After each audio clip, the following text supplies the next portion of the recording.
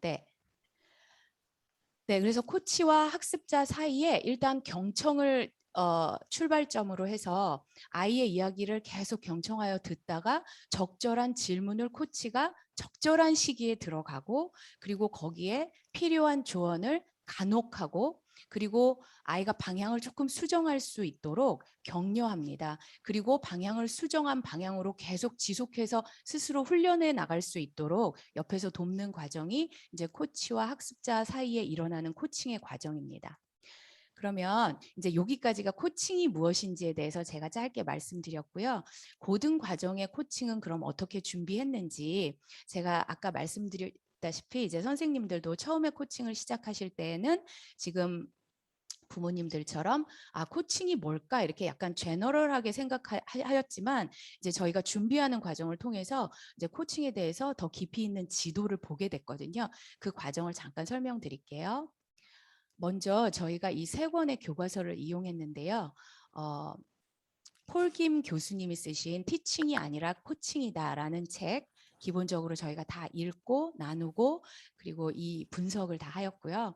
그다음에 이제 게리 콜린스의 코칭 바이블이라는 책, 그다음에 마지막으로 아무도 나에게 물어보지 않았던 것들이라는 책을 함께 읽고 나누었습니다. 또 분석도 하고 함께 공부하고 그리고 같이 정리하고 이러면서 저희가 이제 코칭이 뭔지 그 설계도를 점점 그려가기 시작했고요.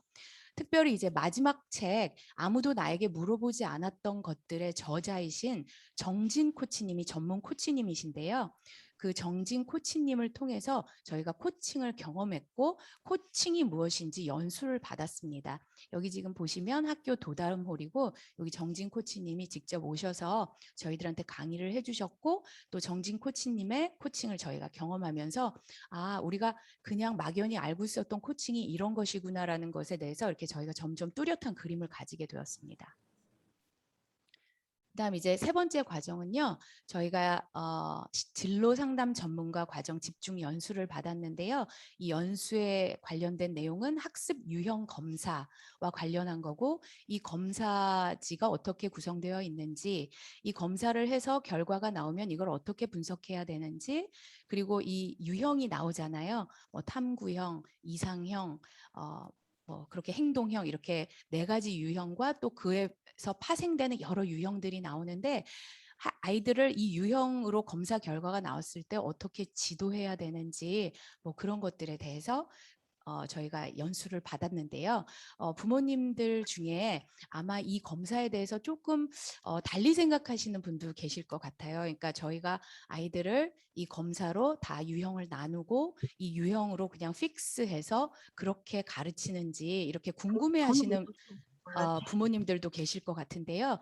저희가 이 학습 유형 검사는 아이들에 대해서 파악하고 이해하는 도구로 사용하고 있는 건 맞습니다. 근데 모든 심리 검사 도구가 그렇듯이 완전한 건 없잖아요. 그러니까 어느 정도 다 커버하고 있고 어느 정도를 설명하고 있지만 아이들을 다 이 유형 안에 완전히 집어넣을 수 없다는 거는 저희도 인식하고 있기 때문에 저희가 이걸로 이렇게 아이들을 틀에 묶지는 않으니까 너무 이렇게 크게 염려하지는 않으셔도 될 것 같습니다. 네, 그렇지만 이 학습 유형 검사가 유용하게 사용되는 것은 사실이고요. 이게 이제 10학년 동안 아이들이 소명 시간에 이 검사를 다 거치고 그리고 그 결과지도 받아보고 그 결과를 통해서 자기에 대해서 발견도 하기도 하고 또 몰랐던 점을 알게 되기도 하고, 그리고 또 선생님들도 아이를 어떻게 지도해야 될지 조금 헷갈리는 부분에 오히려 또 이 유형 검사의 설명을 읽을 때 이해되는 부분이 훨씬 많더라고요. 그래서 저희가 좋은 도구로 잘 이용하고 있는 중입니다. 네, 그다음 저희 이제 고등과정 코칭, 실제로 시행되고 있는 고등과정 코칭의 모습들을 말씀드리겠습니다. 저희 지금 2021년에 코칭 담당 교사는 이렇게 4명입니다. 11학년을 코칭하고 있어요. 네. 지금 현재 11학년을 대상으로 하고 있고요. 4명의 지금 이렇게 보신 것처럼 4명의 코치가 각각 한 코치당 6명의 학생들을 맡고 있습니다. 그래서 총 24명의 학생들을 저희 4명이 커버하고 있고요. 지금 저희가 각 그룹을 다 사진으로 나타내지는 못했는데 일단 2 그룹의 사진만 먼저 보여드리겠습니다. 네, 음소거 부탁드립니다. 네. 그다음 이제 저희가 이렇게 집단으로 코칭하는 건 아니고요. 저희가 뭐 오리엔테이션을 할 때나 공지사항을 전달할 때나 이렇게 할 때 그룹 코칭을 하고 보통은 다 1대1 코칭으로 이루어지는데요. 모든 코칭을 시작하기 전에는 저희가 먼저 설문지를 통해서 개인의 상태를 파악합니다. 지금 나의 상태는 어디에 있을까? 먼저 1번은 동기가 없고 무기력한 상태고요. 2번은 의지는 있지만 실행력이 부족한 상태고 3번은 나는 지금 실행력을 훈련하는 중이다. 4번은 나는 자기 주도가 시작이 되었다. 5번은 자기 주도가 완성되었다. 완성되었다고 답한 경우도 있기는 있네요. 네, 그런데 완전히 동기도 없고 무기력하다고 답한 학생은 없었고요. 실행력이 부족하다라는 답변이 가장 많았고 그리고 실행력을 훈련 중이라는 답변도 많았습니다. 그리고 자기 주도가 완성 쪽으로 다 가고는 있지만 아직도 아이들이 자기 주도에 대해서는 조금 부족함이 있다는 게 여기 나타나고 있는데요. 이거는 이제 코칭 시작하기 전에 저희가 질문했을 때 나타난 결과였고요. 그리고 또 저희가 자기주도 학습 면에서 그럼 스스로를 평가해 보자 하고 점수를 1점부터 10점까지 준다면 어떻게 될까 했을 때 5점을 중심으로 보시면 또 아래 편과 위에 편이 이렇게 절반 정도씩 나누어진 걸 보실 수가 있습니다. 그다음 이제 1, 2마당 코칭이 끝나고 나서 셋째, 넷째 마당 코칭을 시작할 때 기대 정도가 어떠한지 저희가 그걸 먼저 설문으로 조사를 했거든요. 그랬더니 아이들의 기대치가 좀 높은 쪽으로 5점 이상 쪽으로 많이 나타난 걸 보면서 저희가 조금 시작할 때 약간 희망적으로 시작했던 기억이 납니다.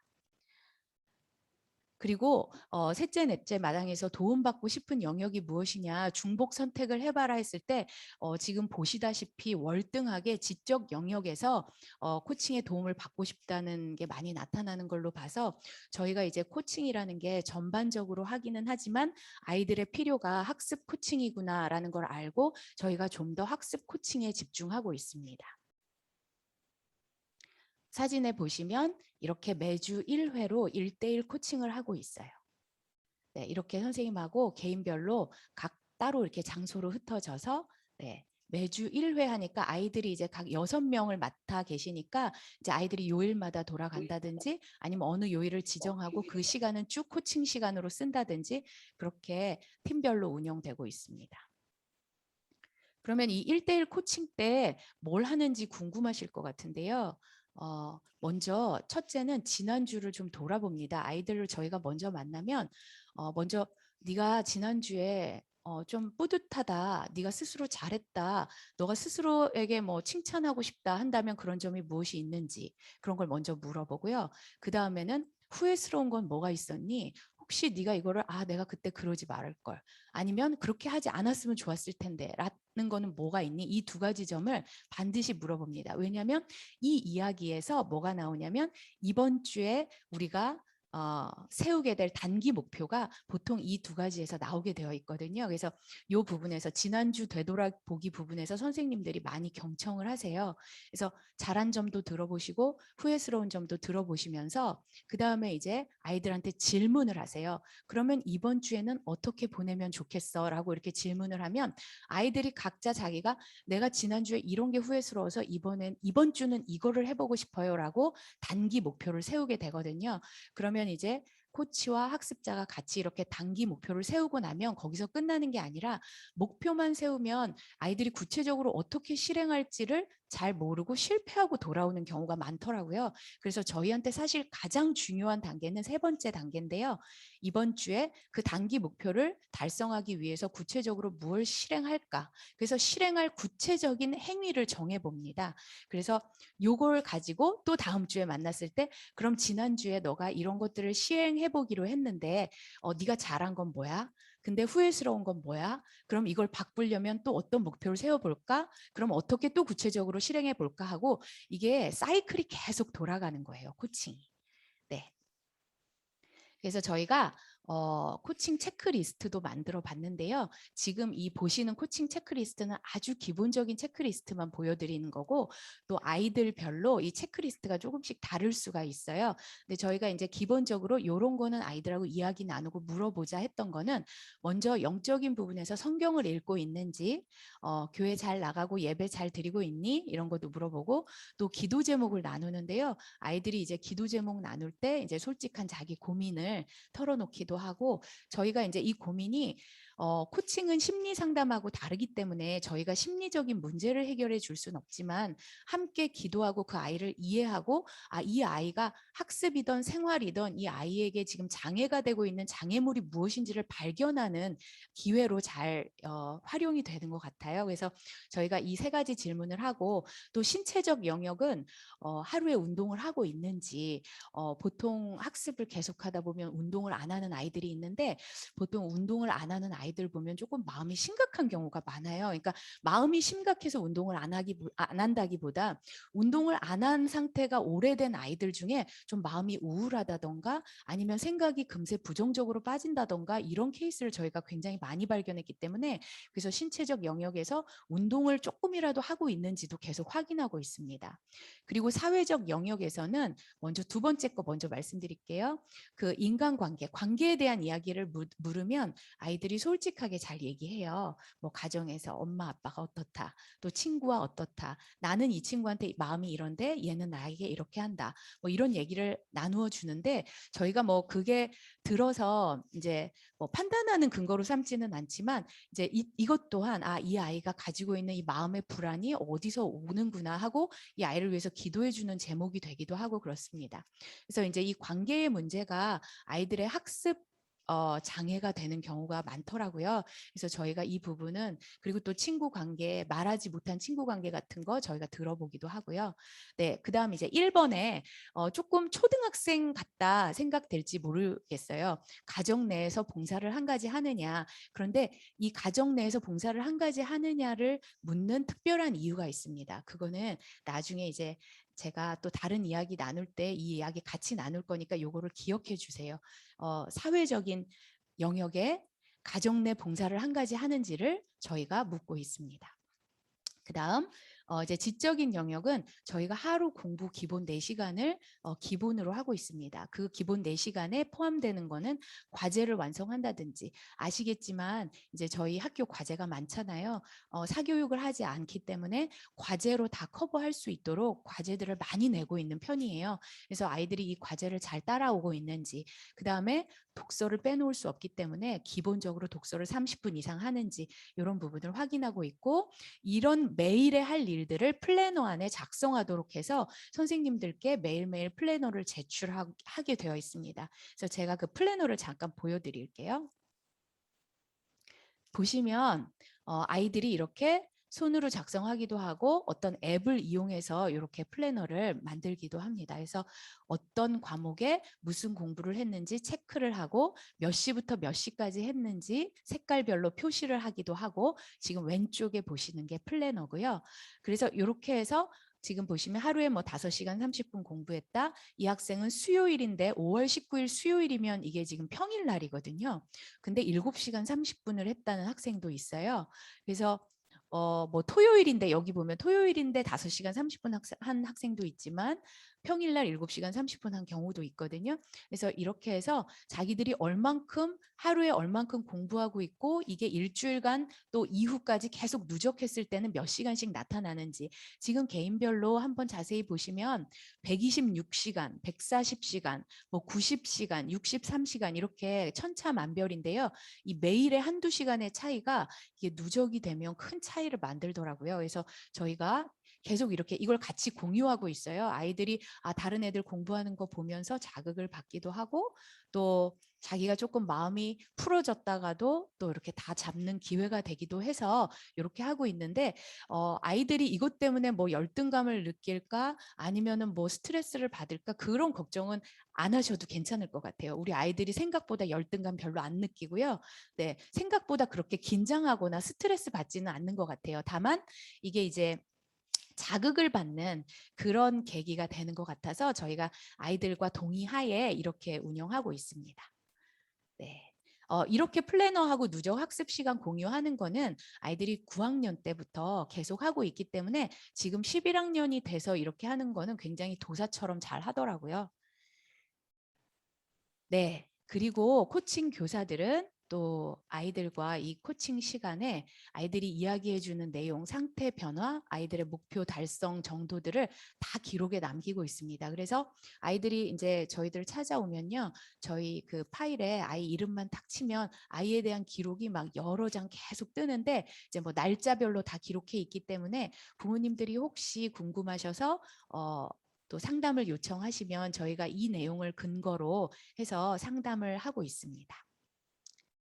네, 1대1 개별 코칭은 이렇게 하고요. 저희가 이렇게 개별 코칭만 할 뿐만 아니라 지금 보시면 과목별로 어떻게 학습을 해야 되는지 근데 이쯤 되니까 왜 갑자기 플래너 얘기부터 시작해서 학습 이야기로 넘어왔나 이렇게 생각하시는 부모님도 계실 텐데 아까 아이들의 그 필요를 보셨듯이 아이들이 학습 코칭에 대한 필요 욕구가 가장 컸기 때문에 저희가 조금 더 학습 코칭에 집중하고 있는 것은 사실입니다.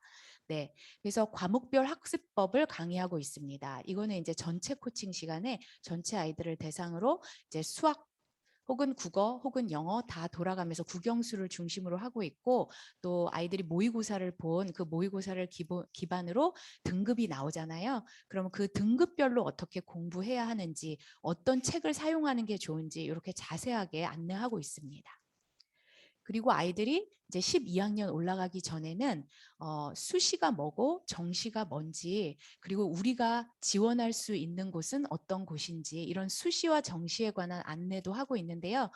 이번 11월 지나고 나면 저희가 12월에 이렇게 11학년 학생들을 대상으로 입시 전형에 대한 안내를 할 예정입니다. 그렇게 해서 코칭이 다 마무리되고 나면요. 저희가 이제 1, 2마당 코칭을 다 마무리하면서 아이들에게 또 설문을 합니다. 그러면 이 설문을 통해서 저희가 코치로서 피드백을 받기도 하고 아이들이 스스로 자기 평가를 해보는 시간도 되는데요. 코칭을 통해서 도움받은 영역이 무엇인지를 물었을 때도 월등하게 지적 영역이라고 나타나는데요. 이거는 이제 아이들의 욕구가 그렇기 때문에 저희가 여기에 좀 더 집중을 해서 그런 거고 여기에만 또 아이들이 도움을 받은 것은 아니고 관계적인 면이나 아니면 자기 관리하는 면 이런 데 있어서도 아이들이 이제 도움을 많이 받기도 합니다. 오히려 이렇게 학습이 자기주도 학습이 잘 되는 학생의 경우에는 사회적 영역에 대한 질문이 많아요. 이렇게 관계의 부분.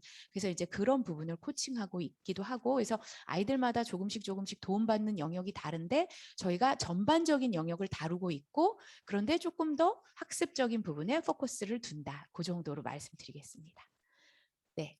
그 다음에 이제 여기가 조금 저희가 되게 뿌듯한 지점인데요. 먼저 코칭을 시작하기 전에 아이들에게 물었어요. 코칭 전에 나의 전반적인 삶의 점수가 몇 점이라고 생각하느냐라고 했을 때 그래프가 이렇게 나타났어요. 그러니까 뭐 어디에 몇 명 이렇게까지는 다 기억하지 않으셔도 지금 보면 이 왼쪽 낮은 점수 쪽에 몰려 있는 걸 보실 수 있잖아요. 네. 그런데 코칭 후에 나의 삶의 전반적인 점수가 어떻게 바뀌었는지 이제 코칭 후에 나중에 또 질문을 하면 아이들이 또 이렇게 점수가 바뀌어 있는 걸 보는데요. 저희들은 이거를 아이들이 뭐 선생님한테 잘 보이기 위해서 이렇게 썼다고 생각은 안 하고요. 왜냐하면 우리 아이들이 생각보다 은근히 솔직하거든요. 그래서 솔직한 답변을 썼다고 생각을 합니다. 솔직했기 때문에 3점에 남아있는 아이도 있고 5점의 중간 점수를 준 아이도 있는데요. 근데 보시면 6, 7, 8점의 점수가 많은 걸로 봐서 이게 지금 코칭 중간 점수거든요. 그러니까 3, 4마당 시작하기 전 점수라서 아마 요 정도 옮겨왔으면 3, 4마당 코칭까지 마치고 나면 좀 더 오른쪽으로 이동하지 않을까 하는 생각입니다. 자, 그래서 이때까지 이제 저희가 하고 있는 코칭에 대해서 쭉 설명을 드렸고 이제 코칭의 이야기를 마치도록 할 텐데요. 제가 간단히 그래도 좀 정리하고 코칭에 관한 이야기를 마무리하겠습니다.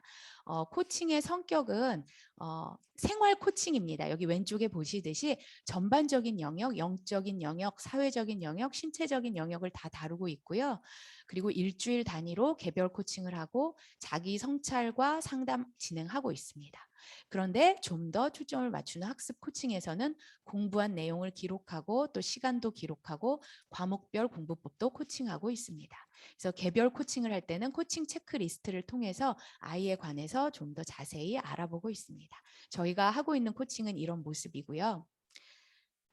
그래서 저희가 코칭을 하다 보니까 아이들에 대해서 좀 더 알게 되고, 그러니까 저희가 관찰자, 그냥 전체 집단으로서의 아이들을 바라보는 관찰자로서의 시각이 아니라 좀 더 개인적인 시각으로 아이들을 바라보면서 아이들의 좋은 점도 많이 발견하고요.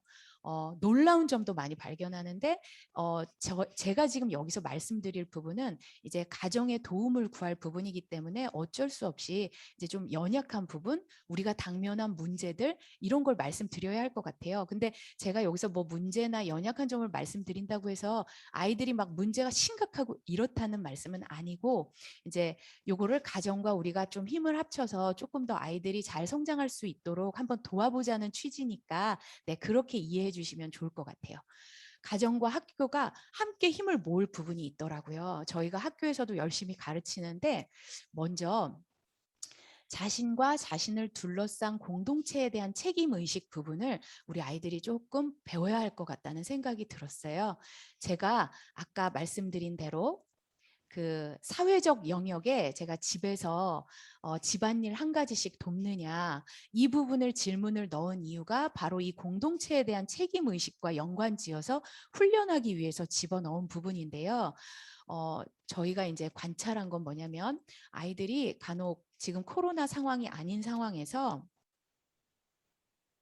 네, 아닌 상황에서 떡볶이를 나누어 먹을 때가 있었어요. 혹은 다 뭐 과자를 이렇게 펼쳐놓고 나누어 먹을 때가 있었어요. 그러면 이제 선생님이 있지 않은 상황에서 자기네끼리 이렇게 딱 먹었잖아요.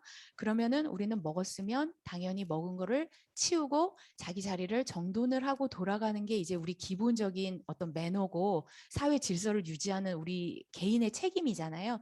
그런데 우리 아이들이 그냥 자리를 다 떠나버리고 그 다음 날까지 떡볶이가 그대로, 아무도 들여다보지 않으면 떡볶이가 그대로 있다던가, 과자 봉지가 여기저기 나뒹굴고 다닌다던가, 이제 이거는 일예예요. 그러니까 그게 전부는 아니지만 일예로 제가 간단한 이렇게 눈으로 딱 보이기 좋은 예로 든 예인데요. 이렇게 자신에 대한 책임의식도 있어야 하겠지만 이 공동체에 대한 책임의식이 결여된 모습들이 그렇게 나타나더라고요. 그래서 이게 우리가 학교에서도 훈련하지만 집안에서도 뭐 딸로 아니면 아들로 아니면 뭐 손자 손녀로 뭔가 책임을 맡고 그 책임을 완수하는 경험을 해보면 어떨까, 이런 생각 좀 간절하게 하게 되는 순간들이 여러 번 있었고요. 그다음 또 제가 두 번째 예를 들면 수업 시간에 관련한 예인데요. 이거는 다만 제가 맡고 있는 영어 수업에 관련한 예라기보다는 전반적으로 이제 선생님들 또 아이들의 이렇게 피드백을 들어보면 특히 이제 그룹워크를 할 때 나타나는 현상들인데, 누군가는 책임지고 하고 누군가는 거기에 그냥 뭐라 그래 표현해야 될까? 그냥 묻혀서 가고, 네, 이런 비율들이 늘 그렇게 드러나고 있거든요. 그러니까 이게 능력의 차등과 관계없이 각각 역할을 맡기게 돼 있어요. 그래서 역할을 맡기고, 그리고 선생님들이 또 보셔서 얘가 할 만한 역할들을 적절하게 잘 배분을 해주시기도 하고, 또 자기네가 의논을 해서 역할을 잘 맡아 가지고 가는데, 그 이후에 이제 데드라인을 지키지 않는다던가 아니면 자기가 맡기로 한 부분을 끝까지 책임지지 않는다던가, 이런 문제가 생겨서 그게 이제 공동체 전체의 문제로 번지고, 그러면서 서로 원망하는 마음도 생기고 서로 기피하는 현상도 생기고, 이러다 보니까 보는 제 입장에서 되게 마음이 아프더라고요. 그래서 이런 건 없어야겠다. 그러면은 기본적으로 자기의 책임, 자기의 몫은 자기가 하는 훈련이 되어야겠다. 제가 이런 생각하게 되었습니다. 네, 이런 부분이 있었고, 자, 그 다음은 이제 코로나로 인해서 아이들이 당면한 문제예요. 이건 아이들의 연약함이라기보다 아이들이 당면한 문제는, 코로나가 장기화, 이제 2년이 다 돼 가면서 계속 집에서 온라인 예배를 드리니까 여기는 아마 목사님 가정도 있으실 테고 또 오랫동안 신앙생활 해 오신 가정도 있으실 텐데 또 그렇지 않은 가정들에서는 원래 교회를 다니기도 했고 예배도 잘 드렸었는데 온라인 예배가 되면서 예배에 참석하지 않는다던가 교회를 출석하지 않는다던가 이런 일이 있더라고요. 그래서 저희가 조금 안타까워서 이 부분을 부모님들과 좀 얘기를 나누고 싶었습니다. 또 이제 점점 얘기가 좀 무거워지는데요. 세 번째 같이 나누고 싶은 문제는 제가 이제 영성생활부 부장으로 아이들과 이렇게 얘기를 나누다 보면 우리 아이들은 뭐 성경을 읽었다 안 읽었다, 오늘 예배를 드렸다 안 드렸다보다 더 높은 차원의 문제를 좀 가지고 있더라고요. 그러니까 아이들을 둘러싼 환경의 문제고 이 세태의 문제고 지금 현 문화의 문제인데요. 동성애가 너무 일반화되고 있고 그다음에 성문화 자체가 뭐 성문화라는 건 당연히 있겠지만 굉장히 문란해지고 있고 여기에 대해서 아주 자유분방한 생각들을 가지고 있는데 저희가 동성애나 성문화에 대해서는 하나님이 만드신 이 자연과 질서, 이 창조 질서가 있잖아요. 그래서 저희가 창조 질서와 원리를 우리가 어떻게 존중하고 어떻게 따를 것인가 이런 얘기를 아이들과 가정에서도 한번 해보시면 어떨까 그런 생각하고 있고 저희 같은 경우에도 이제 12학년이 수능을 마치고 11월에 수능을 마치고 나면 모든 교과목 공부들은 다 끝나잖아요. 그러고 나면 이제 대학 들어가기 전까지 아이들에게 정말 필요한 강좌들을 여는데요. 이 부분들도 아이들과 이야기 나누고 성교육에 관해서도 이야기할 예정입니다. 근데 학교에서 배우는 건 그래봤자 몇 시간 안 되잖아요. 그러니까 학교에서 중요한 내용들을 배우겠지만 그래도 가정에서 훨씬 원활하게 이 부분들을 소통하시면 더 좋을 것 같다는 생각입니다. 그 다음에 이제 정말 문제인데요. 이제 네 번째 문제예요. 네. 지금 고3을 졸업하면서 대학교 1학년 들어가기 전까지 고 이제 대학 신입생이 될 아이들이 그 이단의 표적이 많이 되고 있다고 제가 교육을 받았습니다. 네. 그래서 이 아이들이 이제 뭐 동아리를 통해서나 아니면 신입생이라고 이렇게 환영할 때 아이들이 좀 표적이 되고 있대요. 그래서 접근해서 아이들을 그러니까 이단으로 교육을 한다고 해야 될까요? 뭐 미혹을 시킨다고 해야 될까요? 네, 그렇게 되고 있다고 하는데 너무 안타까운 일이고요. 그래서 저는 학생들하고 코칭할 때 꼭 이런 얘기를 합니다. 이단의 표적이 되는 거는 이단에서 우리를 이렇게 목표 지점으로 삼는 거는 우리가 바꿀 수는 없지만 우리가 건강한 신앙생활을 하면 된다. 그러면 건강한 신앙생활은 뭘까? 이런 얘기 나눌 때 내가 속한 교회에서 나를 지도해 주는 목사님의 지도를 잘 받자. 괜히 바깥으로 나가서 엉뚱한 다른 거를 이렇게 찾아다니지 말자. 일단은 우리가 교회 안에서도 또 우리 목사님을 통해서도 배우고 익혀야 할 것들이 아직 많이 있으니까 네, 그렇게 신앙생활 하자고 저는 그렇게 제안을 하고 있거든요. 그래서 집에서도 조금 관심 있게 아이의 행동이나 누구 만나는 거 이제 물론 감시는 아니고요. 조금 관찰하시고 이렇게 해주시는 게 좋을 것 같아요. 네, 그래서 제가 이제 영성의 부분에서 부모님들과 나누고 싶은 얘기는 가정에서부터 예배를 존중하는 분위기가 되면 얼마나 좋을까. 온라인 예배가 되었기 때문에 아이들이 보니까 화면을 끄고 누워서 예배하는 애들도 많고요. 화면 끄고 그냥 다른 음악 같은 거 틀어놓고 친구하고 통화하면서 예배 드리는 아이들도 많다고 하더라고요. 네, 이거는 이제 아이들에게 직접 다 확인한 바라서 네, 그런 부분들 있다고 하니까 가정에서 다 같이 예배를 존중하는 분위기로 가면 좋겠다. 부모님을 통해서 하나님을 경외하는 삶이 무엇인지 자연스럽게 배우면 좋겠다. 이런 생각했고 또 시대의 흐름보다 지금 이 세태와 문화보다도 하나님 말씀을 존중하는 마음가짐을 가진다면 이 말씀에 근거한 뚜렷한 자기 주관이 있기 때문에 뭐 이단이나 문란한 성문화에 쉽게 흔들리지 않는 아이가 되지 않을까 그렇게 생각해 봤고요. 그런데 이제 학교를 졸업하고 뭐 학교 다닐 때도 마찬가지지만 아이들이 자기 고민을 친구와 이야기하는 경우가 많잖아요. 그런데 친구는 사실 수준이 그 친구하고 똑같아요. 그래서 그 조언이라는 게 그렇게 차원이 깊지가 않고 네, 조언의 수준이 고민을 털어놓는 아이의 수준과 같기 때문에 부모님께 자신의 일을 이야기할 수 있는 분위기면 얼마나 좋을까.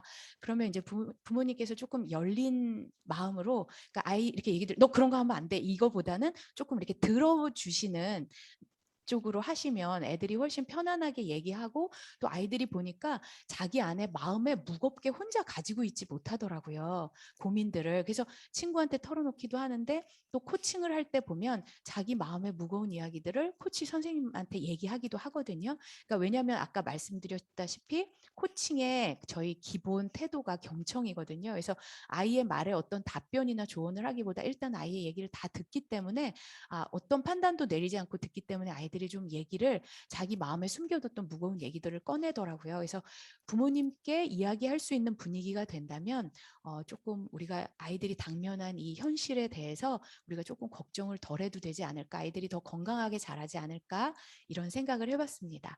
그래서 제가 뭐 이런 얘기 저런 얘기 굉장히 많이 했지만, 저희가 그리고 코칭을 지금 뭐 이렇게 코칭이라는 이름을 가지고 한 거는 이제 2년이 되고요. 그 코칭이라는 이름 없이 시작한 건 더 오래 전이거든요. 소명 시간에 이제 뭐 플래너부터 시작해서 이렇게 더 오래 됐는데, 저희가 이렇게 코칭을 여러 해 동안 하면서 저희 결론을 내린 게 있어요. 저희가 이런 방법도 써보고 저런 방법도 써봤는데, 네, 저희의 결론은 이 한마디입니다. 심는 사람이나 물 주는 사람이 정말 아무것도 아니었다. 잘하게 하시는 분은 하나님이셨다. 저희가 이렇게 고백하면서 한 해를 마무리하게 되더라고요. 그래서 저희도 아이들을 처음 만나서 아이들의 연약한 점을 처음 발견했을 때의 시점보다 언제나 한 해가 다 가고 나서 아이들이 그래도 조금 더 달라지고 성장한 모습을 볼 때 되게 뿌듯하고, 잘하게 하시는 분이 하나님이시구나. 왜냐하면 저희가 함께 코칭하면서 저희의 부족한 점도 많이 발견하거든요. 그래서 우리는 아무것도 아니었구나. 하지만 우리가 물은 줬고 갖다가 심긴 심었지. 그냥 그거 했는데 그래도 잘하게 하시는 이는 하나님이셨구나. 저희가 이렇게 고백하면서 한 해를 잘 마무리하게 되는 것 같습니다. 제가 한 40분 정도 하려고 예상했는데 지금 딱 정확히 40분이 됐어요. 네, 그래서 저의 발표는 여기까지 하는 걸로 하고, 혹시 부모님들이 이 관련해서 질문 있으시면 질문 받도록 하겠습니다. 네. 네, 워낙 이렇게 너무 강의식으로 쭉 와가지고 질문 없으신가요? 네, 질문 없으셔도 저는 반갑고요. 질문 있으시면 또 있으신 대로 잘 답변해 드리도록 하겠습니다.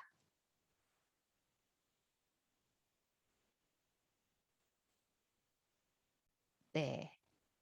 그러면 질문이 별로 없으신 것 같고, 뭐 다 이해 잘 해주셨을 것 같고, 예. 아니면 제가 하신 말씀을 잘 다 이해 못하신 건 아니죠? 다 이해하셨지요? 네, 저희가 그냥 그렇게 하고 있다는 거에 대한 오늘 안내 드린 거니까요. 혹시라도 이제 궁금한 게 또 더 있으시거나 지금 코칭을 받고 있는 11학년들 학부모님께서 또 상담을 원하시면 개별 담임 선생님 통해서 개별 상담 신청해 주셔도 좋고, 또 10학년 같은 경우에는 이제 곧 11학년이 될 테고, 그러면 이 지금 설명드린 이 코칭의 과정을 다 겪게 될 거예요. 네, 그래서 미리 안내 드렸습니다. 그러면 교장 선생님께 마이크를 한번 넘겨볼까요? 교장 선생님, 교장 선생님 바쁘신가요? 네, 안녕하세요. 네, 교장 선생님, 혹시 네, 부모님들께 하고 싶으신 말씀 있으세요? 아, 원래 처음에 하려고 준비했는데 강의 다 그러셨어요? 끝나서 네. 네, 뭐 처음이나 지금이나 어쨌든 반가운 건 마찬가지고요. 강의가 약속된 대로 정확하게 끝나서 대단한 강사라는 생각이 들면서 박수를 보냅니다. 네, 감사합니다. 어, 제 그 2021년이 10월, 11월, 12월 이렇게 이제 3개월 남았고 또 이제 새 2022년을 바라보고 있는 시점에서 제가 이제 무거운 얘기보다 제가 초중등에서도 얘기했는데 최근에 그 이제 제가 1층 교장실에 있으면서 그 자주 듣게 되는 말이 할아버지라는 얘기를 많이 듣게 됐습니다. 제가 나이가 이제 50이 좀 넘었는데 아이들 눈에는 그렇게 보이는 거죠. 그래서 할아버지라는 얘기를 듣게 되면서 저는 이제 할아버지는 아니니까 저는 할아버지의 정체성은 없거든요. 아직은 아니니까 나이 듦에 대해서 생각해 보게 됐습니다. 나이가 들었구나. 흰머리가 늘고 주름이 늘고 아픈 데가 생기고 병원에 정기적으로 가야 되고 약을 먹어야 되고 하는 나이가 들었구나 이렇게 생각을 하게 되면서 어, 늙었다, 나이 들었다. 그럼 어떻게 나이 들고 늙으면은 좋을까 하는 생각을 거울을 보면서 하게 됐습니다. 제가 여러분 화면으로 보니까 아직은 쌩쌩하신데 여러분들 곧 이제 나이 듦에 대해서 고민할 때가 오시겠죠. 그래서 이제 두 가지 정도를 고민하게 됐는데 저희 고등 선생님 중에 한 분이 저랑 이렇게 상담을 하면서 그런 얘기를 하시더라고요. 교장 선생님, 선배 교사가 후배 교사에게 꼭 해야 되는 게 있습니다. 그게 뭔지 아십니까? 이렇게 얘기를 하는 거예요. 그래서 선배 교사가 후배 교사에게, 그러니까 나이 든 교사가 나이 어린 교사에게 해야 될 일이 뭘까? 이렇게 물었을 때 여러 가지 생각이 났는데 그 선생님께서 이렇게 얘기하셨어요. 선배 교사가 할 일은 하나 있습니다. 먹을 것을 사주면 됩니다. 이렇게 얘기를 하시는 거예요. 근데 선배 교사가 말을 많이 한다는 거예요. 이렇게 해라, 저렇게 해라. 그리고 지적을 하고, 우리가 나이가 들면서 경험도 쌓이고 아는 것도 생기니까 주로 하게 되는 게 지적질이죠. 이렇게 해라. 그리고 명령하고 또 아는 척하고 또 내가 한번 맞다고 생각하는 거 끝까지 붙잡고 흔들리지 않는 물론 그런 부분이 필요하지만 그것이 고집으로 드러나고 고집보다 더 센 옹고집으로 드러나면 그게 흔히 얘기하는 꼰대죠. 주변에 가고 싶지가 않은 거죠. 그래서 나이 든다는 거는 다른 것이 아니라 내 주장을 내가 옳다는 얘기를 하기 전에 상대방의 이야기와 상황을 있는 그대로 잘 수용하는 거다라는 생각이 들었습니다. 그래서 가장 멋있는 어른이 이렇게 얘기해주는 어른이에요. 그래, 괜찮다. 그렇게 해도 괜찮아. 이렇게 받아줄 수 있는 어른이 되면 좋겠다. 나이 들면서 자꾸 고집을 부리는 경우가 생길 텐데 저도 마음속에 괜찮아, 그럴 수 있어. 이 말을 해주려고 합니다. 이거는 진짜 잘못한 경우에 또 그래, 괜찮아. 이렇게 얘기하라는 뜻이 아니고 그 잘못한 상황에서 그 아이나 누구나 잘못한 걸 알기 때문에 그 상황에서 그 아이의 상태를, 그 감정을 읽어주는 거죠. 괜찮다. 그러고 나서 시간이 지난 다음에 잘못을 얘기해 주는 거는 얼마든지 적용이 될 수 있다고 생각이 들고요. 또 두 번째는 나이가 잘 든다는 거, 잘 늙었다는 건 뭘까 생각해 볼 때 배우는 자세라고 생각해요. 어느 시간이 되면 더 이상 배울 게 없다 이렇게 생각하는 경우가 생기는데 왜 그 논어에도 보면 삼인행하면 필류 아사라 이런 표현이 있는데 되게 쉬운 말이죠. 세 명의 길을 걷다 보면 그 중에 나의 선생님이 있다. 그러니까 세 명만 모이면 선생님이 있다는 건데 이 생각을 하기가 진짜 어렵습니다.